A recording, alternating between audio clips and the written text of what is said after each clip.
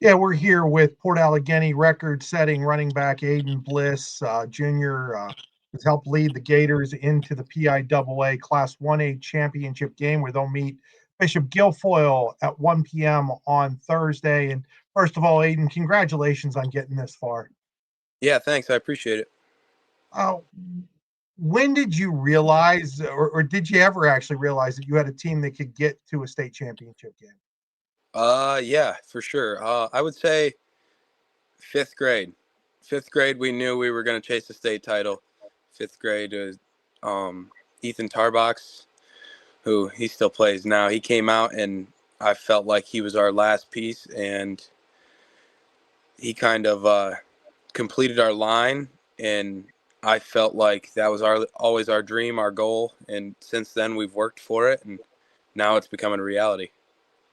That line, my goodness, starts with Carson Neely, who, as you well know, has been twice our offensive lineman of the year in District 9. Yep. Yusa Young, you've talked about Tarbacks. What's it been like running behind those guys? Oh, it's amazing. They're just very talented. They're hardworking, super strong guys. We're all friends. Um, they're great to motivate me. I'm great to motivate them. Just a tight knit group, and they're outstanding. You've run. I mean, it's almost like video game numbers. 3,180 yards, 53 rushing touchdowns, 54 total touchdowns. And I think maybe the most impressive thing is you guys aren't really hiding what you're doing. Teams know that you're going to get the ball. They know that you're going to get the ball, and that line's going to block. And yet, up to this point, nobody's come even close to stopping you guys with that. Just talk about the execution that has to occur for that to happen when the other team knows what is coming, play in and play out. Yeah, I mean, if you watch the start of games, our first drive is usually, 5 yards of carry, 3 yards of carry, 5 yards of carry, maybe a 10-yard carry. We kind of wear teams down with our strength, I think, and that's been our strong point. Is once we get through those first couple drives, as long as we're still scoring on them, we start to become unstoppable with wearing the defenses down and becoming a real powerhouse. That's when I can start to break runs. If one player, I feel like if one player on the defense takes the play off, our line's gonna take advantage of that, and I'm gonna take advantage of that and score. So I've kind of been describing this when people ask me about Aiden Bliss, and I'm like, well, Aiden Bliss is like that running back that you might tackle him the first time, you might tackle him the second time, but about the fifth or sixth time, you don't want to deal with him anymore. They have you listed at 6 foot 210. What are you really playing at right now? I'm 6 foot, but I'm about 220 right now.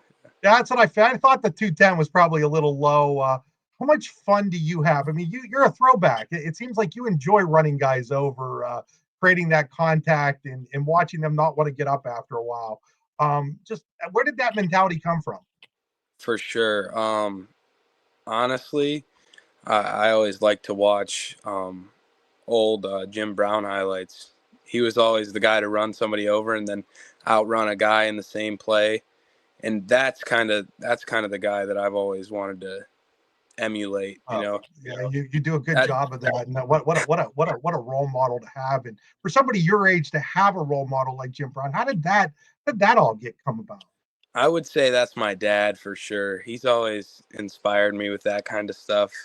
Old style football, smash mouth kind of stuff, and that's kind of where I found my first love for the sport is youth. And, I wasn't always the baddest player in youth. And that kind of wanting to be the baddest player was always my kind of thing. And I felt like running guys over was the way to be the baddest player. You guys weren't all that old when Port Allegany made that run with Matt Bodemer and the high flying offense. But do you have any memories of that?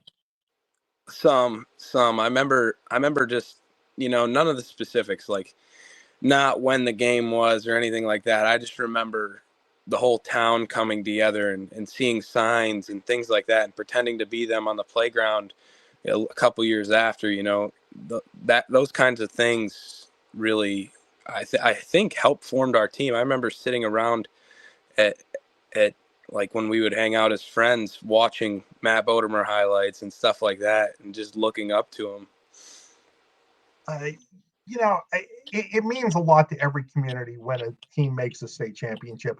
I feel like in the northern part of District 9, it might even mean a little bit more. You guys are rural communities. I mean, all of District 9 is rural, but you guys are even more rural than most. You're not near any big cities. There's not a whole lot going on outside of the school, and I don't mean that in a bad way or a good way. It just is what it is. Do you feel like this team has captured this community and how special this has been for it? Oh, absolutely. I mean, our community is everything. That's kind of who we play for. Um, you want to talk about a bunch of proud people. No matter what your record is in the season, they're proud of you. I feel like it just kind of increases from there. We're 14-0 headed to the state finals. You can kind of see that double, triple, quadruple. The support you get from a town it's outstanding, especially, we don't have a bunch of exciting things happen on a day-to-day basis. When something comes around, our town really embraces it and supports us just immensely. Now, District 9 has been known for some sports, but I'm not sure football has been high on the list when people think about it. How proud of you of being one of two District 9 teams to be playing in a state championship game? And what do you think that says about District 9 football? That's awesome. Yeah, it's something to definitely be proud of. Central Clarion is an amazing team. We played them a couple of years ago. Jace Ferguson's an animal. He's an outstanding player. I really think it speaks to how much District 9's on the come up. As these small towns, we kind of start to get back to that old school football. You watch any of these teams play, we're playing hard football for 4 quarters. Especially I like to think back to that Ridgeway game, 41-34. We beat a team that lost in the first round of playoffs, and they were the toughest bunch of kids. A great team that never, I don't think, put it together, and they'll be good in the next couple of years.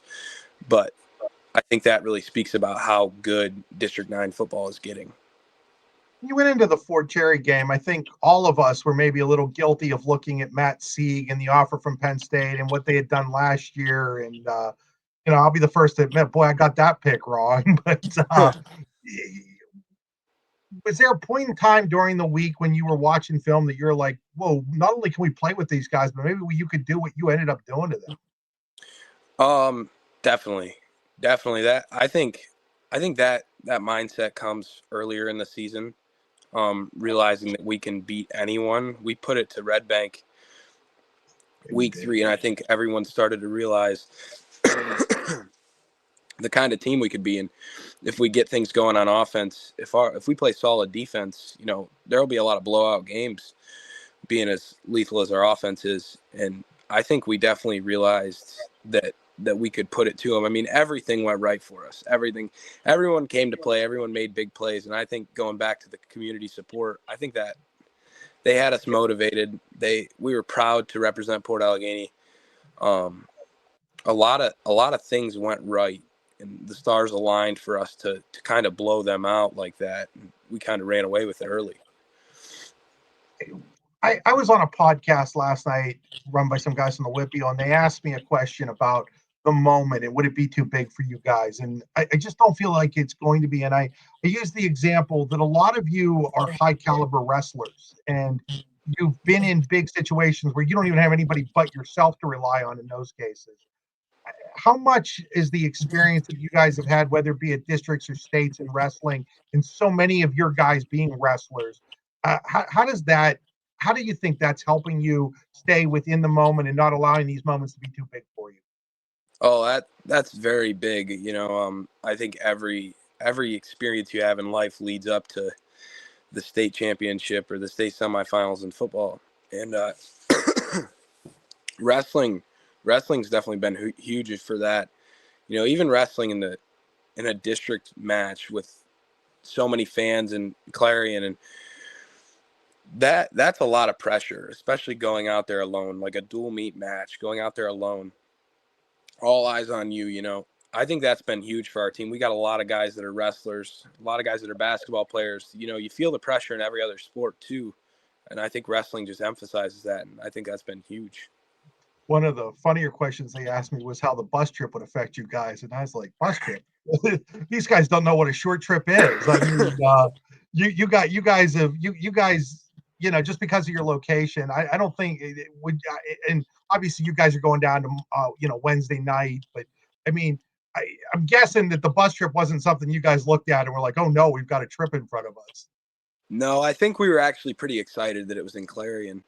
That's a familiar territory. Yeah, but I'm talking about like this coming week. Like, right. Yeah, no, we don't really care. No, that yeah, you doesn't guys are phase used to us. traveling. I guess that's No, one point. yeah, You guys are used to traveling, aren't you? When you play up where you for play, sure.